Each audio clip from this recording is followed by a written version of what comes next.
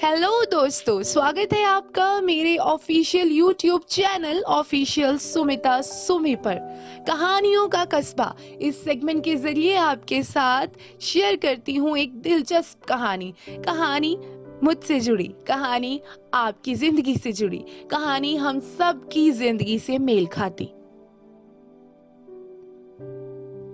कहानियों का कस्बा इस सेगमेंट के जरिए आज आप सुनेंगे गुरु शिष्य की एक दिलचस्प कहानी जो कहीं ना कहीं हम सबको जिंदगी में एक सीख देकर जाएगी।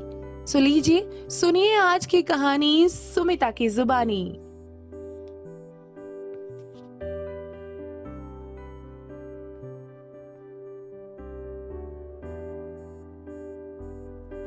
एक बार की बात है, एक बार एक शिष्य ने विनम्रता पूर्वक अपने गुरुजी से पूछा, गुरुजी, कुछ लोग कहते हैं कि जीवन एक संघर्ष है, कुछ अन्य कहते हैं जीवन एक खेल है, और कुछ जीवन को उत्सव की संज्ञा देते हैं।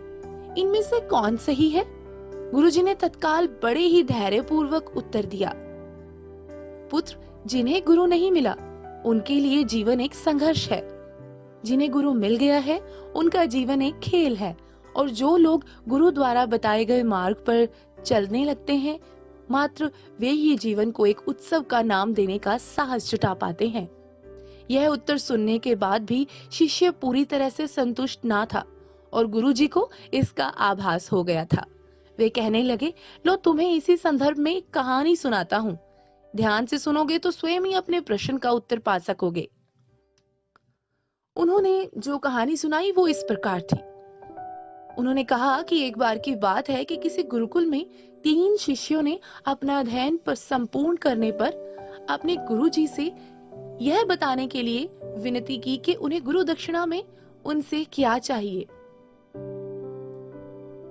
गुरुजी पहले तो मंद मंद मुस्कुराए और फिर बड़े ही स्नेह पूर्वक कहने लगे, मुझे तुमसे गुरु दक्षिणा में एक थैला भर के सूखी पत्तियां चाहिए, ला सकोगे?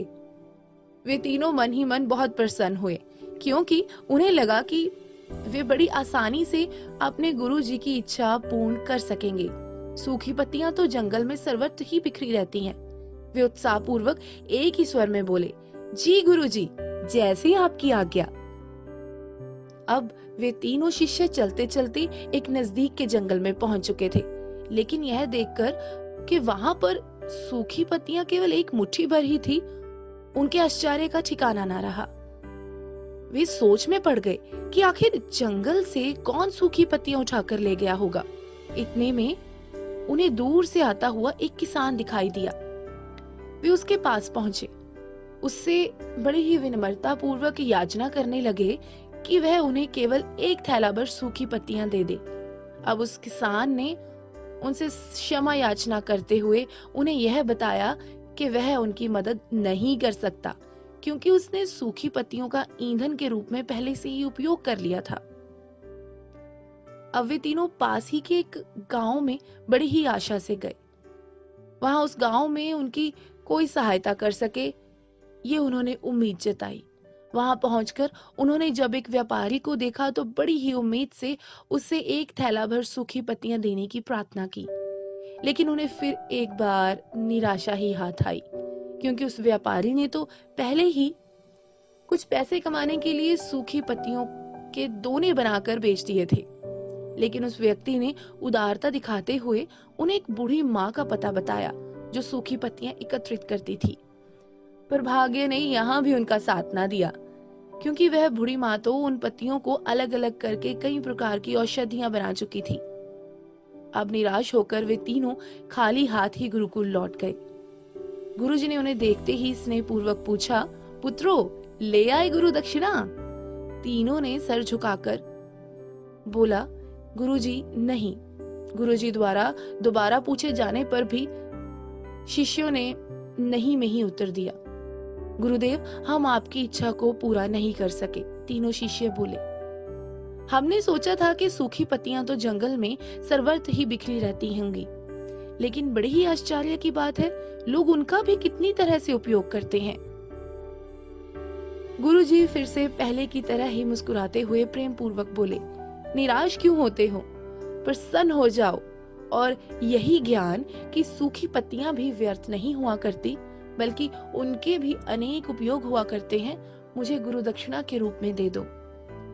तीनों शिष्य गुरुजी को प्रणाम करते हुए खुशी खुशी अपने घर की ओर लौट चले।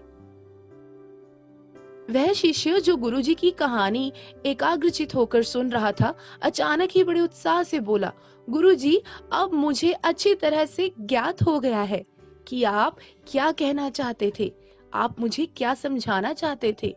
आपका संकेत इसी ओर है ना कि जब सर्वत्र सुलभ सूखी पत्तियां भी निरर्थक या बेकार नहीं होती, तो फिर हम कैसे किसी भी वस्तु या व्यक्ति का महत्वहीन मानकर तिरस्कार कर सकते हैं।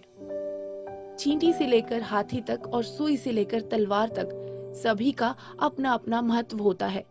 गुरुजी भी तुरंत ही बोले, हाँ पुत्र, मेरे कहने का भी यही तात्पर्य है कि हम जब भी किसी से मिले तो उसे यथा योग्य मान देने का भ्रष्ट प्रयास करें, ताकि आपस में हमारा स्नेह, सद्भावना, सहानुभूति बनी रहे। जीवन को उत्साह की तरह मनाने का प्रयास करें। अब शिष्य पूरी तरह से संतुष्ट था।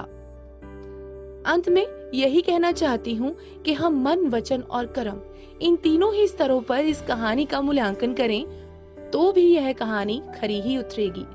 सबके प्रति पूर्वाग्रह से मुक्त मन वाला व्यक्ति अपने वचनों से कभी भी किसी को आहत करने का दुस्साहस नहीं करता। हम भी ना करें। हमारे जीवन का सबसे बड़ा पुरुषार्थ ही होता है, ऐसा विद्वानों का मत है। सो अपने जीवन को हमेशा हम एक उत्सव की तरह मनाएं।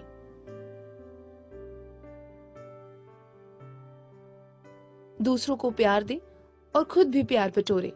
बस यही थी आज की कहानी। इतनी सी थी आज की कहानी। कहानियों का कस्बा, मेरे इस सेगमेंट से आपको मेरी आज की कहानी कैसी लगी, मुझे कमेंट बॉक्स में कमेंट कर जरूर बताइएगा। ऐसी ही दिलचस्प कहानियां सुनने के लिए आप मेरे YouTube channel official Sumita Sumi को सब्सक्राइब करें और बेल आइकन को दबाएं। ऐसी ही कुछ दिलचस्प आपकी और मेरी जिंदगी से जुड़ी कहानियां एक बार फिर से सुनाने आऊंगी।